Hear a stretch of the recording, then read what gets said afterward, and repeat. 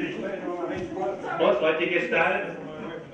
I'd like to welcome you all here for the Easton Historical Society as we honor the 1945 Olive Branch football team. The first of our teams to be undefeated. Great stories, some great people here, and we thank them very much for making the effort to attend today. At this point in time, I'd like to introduce two people. Larry Hurley, who did a lot of work to put all this event together, and Mary Dempsey, who is the daughter of Coach Peter Esperandio.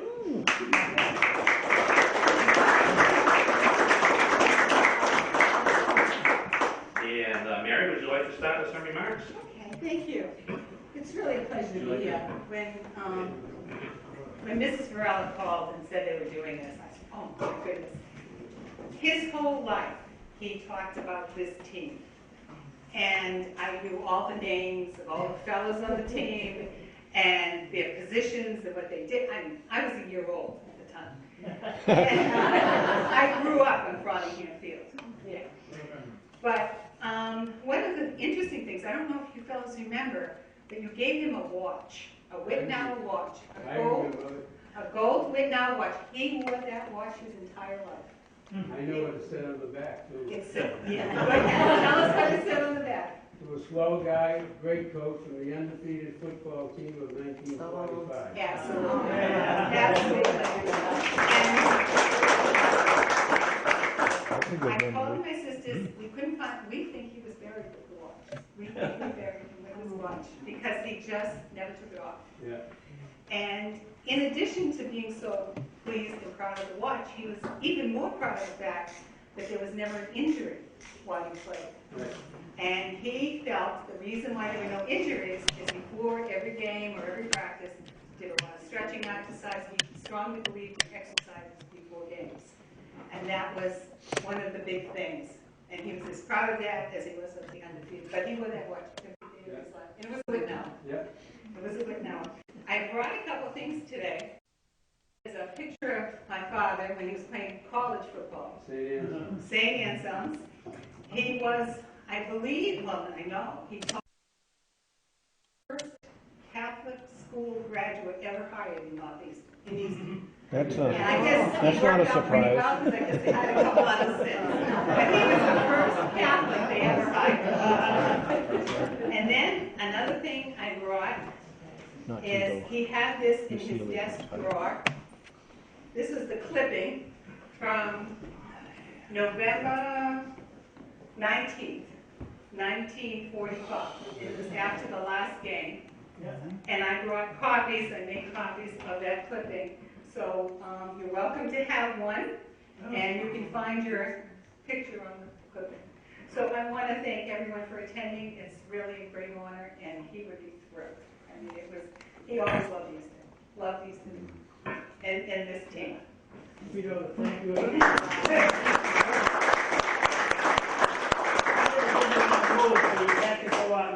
He had to aspire to greater things. Well, what happened in those days, we were explaining it to the children. They didn't realize, in order to get a principal, I was a year old, and I think my mother was pregnant. And I had an older brother. And the only way to get a principalship in those days was to move north. So he went up into New Hampshire and got a headmaster job, is what they called it. He not only was the headmaster, he was in charge of the cafeteria, he taught science, it was one of those jobs. And then he moved basketball coach. Yes, he was. That's how those jobs were. And then he moved back down here and became the West Bridgewater. Yeah, West Bridgewater and then Stowe. Oh, West Bridgewater, then Stowe. Right, Yeah. right. Yeah. Oh, well, oh no, he always. We can always remember them. I mean, no matter where he went, he kind of kept track of where he was and what he was doing. When he ever found out I was moving to Easton, he was so happy. So happy. Thank you again. And I'll leave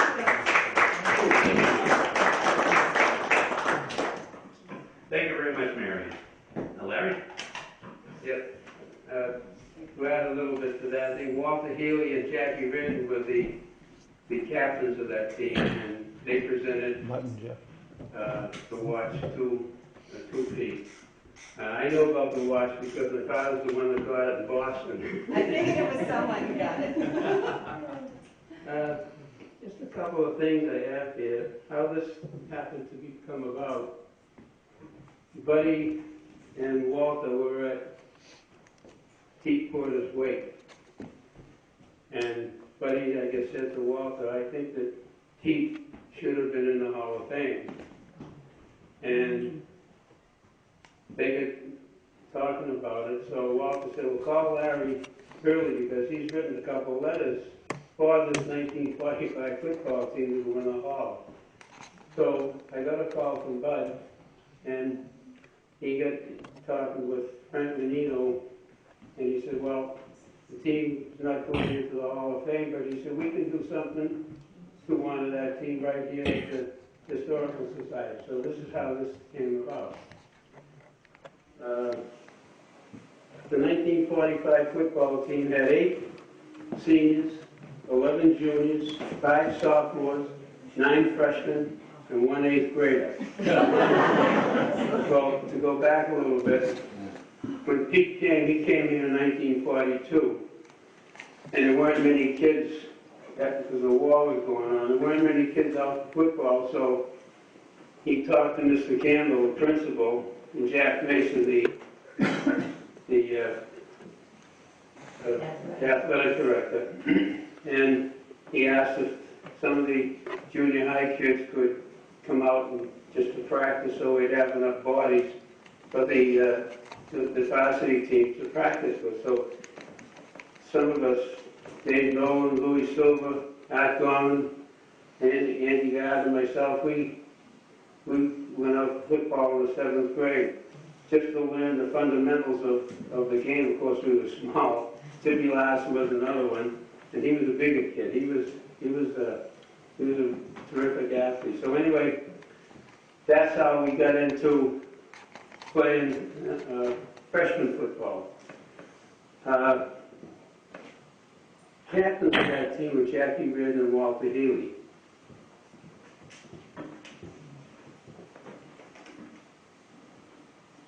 Jackie was honorable mention in all Scholastic that year. And I wrote a letter for him to be put into the Hall of Fame. And that Kenny, my brother Ken, was honorable mentioned all Scholastic that year also. The next year, Ken was all state. He was all Scholastic in the state. He was on the same football team that Val Moscato. He was from Concord. So Kenny and Val were on the same all Scholastic team the next year. Well, anyway, Jackie was chosen to be in the Hall of Fame. But I had written for the whole team to be in the year before. So they accepted Jack. He said he wouldn't go in the Hall of Fame unless the whole team went in. And he's not in there now, but he should have accepted. He's in the nursing home right now over in Mansfield. The uniforms we had back then there weren't much. You had a pair of pants that had pads for your thighs and your hips. Hip pads, yeah. You didn't have hip pads, they No, were built into the pants. They're built into the And you pants, had shoulder pads. which wasn't very effective. The shoulder pads, you wouldn't give them to the little kids that play out in your backyard today. Now that they ask me, what's the biggest change that you find today and when you played in high school? Equipment. And the kids are bigger, faster, and stronger. That's the biggest things that I find. And we tied the team that won the Class D title that year, and that was Randolph. And we should have beaten them because there were 2 touchdowns called back. Well, one was offside, and one was a ball that was over the fullback's head. My brother Ken was going through the line. He bounced right into his hand, and he ran in for a touchdown. At first, the umpire raised his hand for a touchdown, and then Sapustas, Sapustas was the coach of Randolph. He couldn't run it out on the field raising hell, and they said they nixed the touchdown. Anyway, and he was a freshman. He went to St. Anselm's with your dad, freshman year. Then Sapustas transferred to Fordham, where he played for the Fordham team, which was a big team back then. I think that the Hall of Fame should have some older people in it. I think Doug would be a good guy for a team for a committee like that. I think Leo Hollow, I think some of the older people that know something about these teams way back. You've got people on the committee that, well, talking to different people, they say, how did this one get in? How did that one get in? How did this one get in? I said, well, it's politics, I guess. I don't know. But I know there are people in there that shouldn't be, and I think a lot of people in here today know people are in there that shouldn't be. But I think we can take care of that if you had some older people. Now, I know there's a baseball team, the 1946 baseball team, never mentioned, was a great team. They won, Buddy can tell you what they... And we won everything in all the divisions, and we won some sort of section. They gave us a banquet, and we were supposed to go on and play for the state title. And Mr. Campbell was opposed to it, and we couldn't go. So then that's the year that Tommy left and went to another school because he didn't want any part of that. So that hurt. Well, that team, that was a tremendous baseball team. You had Jimmy Barrett at third base. You had Buddy was a shortstop. Joe Soul was second base. Charlie Christensen was first base. Buddy pitched. Johnny DeCoste pitched. Eddie LeBrod pitched. Normie Browning was the left fielder. Pete Porter was the center fielder. And Tony Johnson was the right fielder. And Charlie Nashon was the catcher. And the pitchers, you had LeBrod, DeCoste, and Buddy Worcester. And I think Tippy Larson as he was a backup infielder. Right. Yes. So that team, somebody somewhere along the line should do something about that. And I talked to Joan McCann Nolan, and she was telling me Johnny DeCoste has all the information regarding that. And if I could get Johnny's number, I'll give him a call, and between us we could probably put something together and write a letter in and try to get this football team, this baseball team into the Hall of Fame. Larry, I think he will. And I've seen the material and returned it to him, and for some reason or other it didn't get off the ground, but it should. And I can't see any reason in the world why. They did win something. Yeah. And also there's a basketball team with Dave was on that team. Our senior year, Dave Bloom was on that team. You were on that team our senior year. There was Eddie Concession was the center.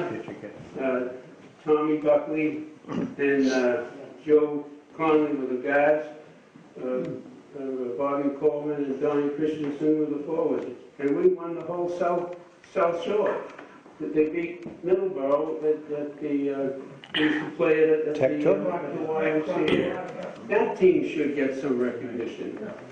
Other than, I think some of those things should be brought to the attention of, and nobody's going to bring it to the attention of the Hall because the people in the Hall are too young. They don't know anything about that. They read the Easton and they say, that team wasn't good enough. Well, it was the best back then. It was the best back then, and there's no reason why they shouldn't be considered for the Hall of Fame in the high school. Thank you. You're right.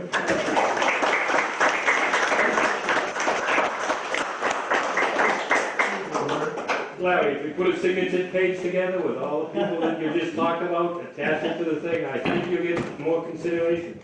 That's one. Two is, if I'm not mistaken, you also had leather helmets at that time. Not so good. I just want to invite some of the team members to talk about the games, what they went through, maybe some of the other guys too. No, just a brief dissertation here. We used to practice on the field on the side. We never practiced on the playing field because we wanted to keep that in shape for the game. So we played on the side, and Pete Strondio said, you guys are laying off, you're not hitting hard, you're not doing anything. So he comes down, he puts a rubber helmet on and some pads, and he takes the ball and charges through. Wow. he got nailed, but good. He said, I think we'll go back to Plan B here. But one of the funniest things, not even related to that, was that Dan Lyons had a couple black and white cows, and as soon as we came down there, the cows would come over to the fence and watch us practice. And they would be there all the time. And I said, you know, it must be a good omen. They must be wishing us good luck because we had a great year.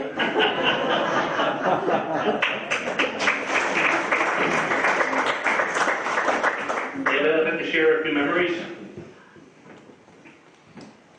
Well, All right. Buddy. Buddy? Buddy, I remember Tommy Hay. Tommy was center. Right. I think for the whole term, until the senior year, he was center of the Jack, team. come on down here. Here, Doug. You're out of the camera's range. I'm not gonna, I don't have enough to say to get here. He'll think of something when you get there. At the end of the game, we'd ask Tommy what happened. He would remember what happened in the game.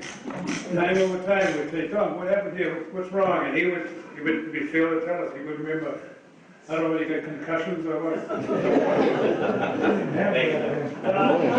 One time, we were getting ready to, we had played Stoughton, and at practice on the next Tuesday, Tommy had said, well, we'll get ready for Stoughton, we're going to show them a thing or two. I said, Tom, I said, we played them last week. I don't think those leather helmets, you got a concussion, you didn't even know it.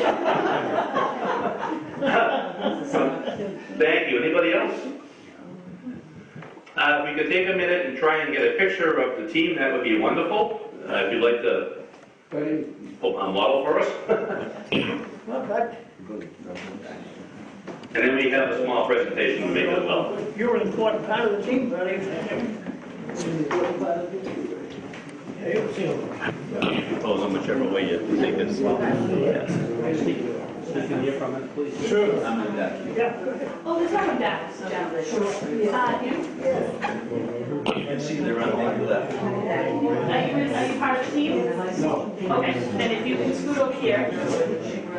Okay, is this all the gentlemen that are here? Is anybody missing? Everybody up here?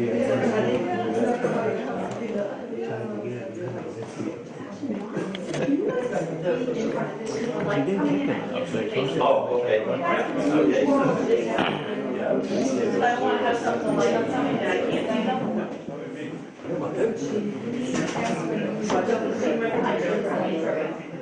Much better.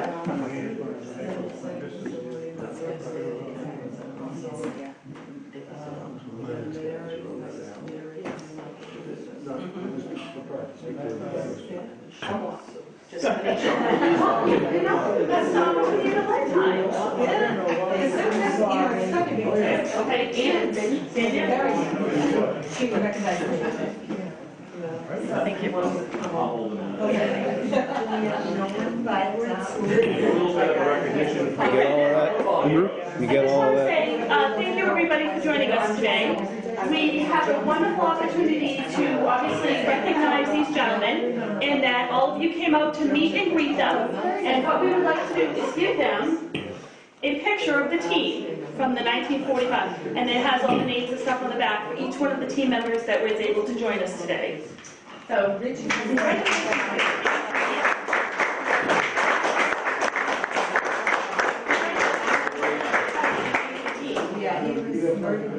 thank you. Thank you so much for giving us an amazing opportunity. Thank you so much.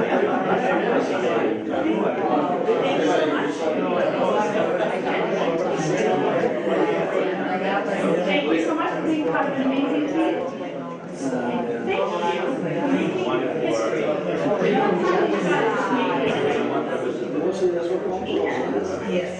History. We also would like to give you one because your father was a huge part of your team. So just think about it. We have some amazing gentlemen here that were part of the first undefeated football team. How lucky are we? So I'd love to give them another round of applause.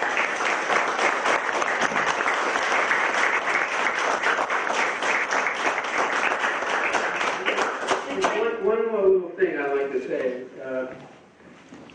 Doug Mullen came out his freshman year, and he blew out his knee, so he couldn't play this year, this 45 team. He did play the next 2 years, though. He should have been on this team. And I just want that noted. That he should have been.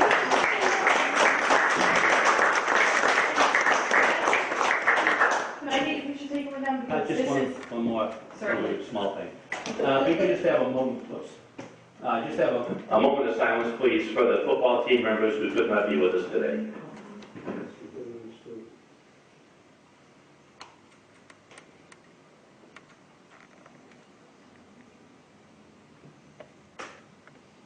Thank you, congratulations, and thank you for being such a great inspiration to the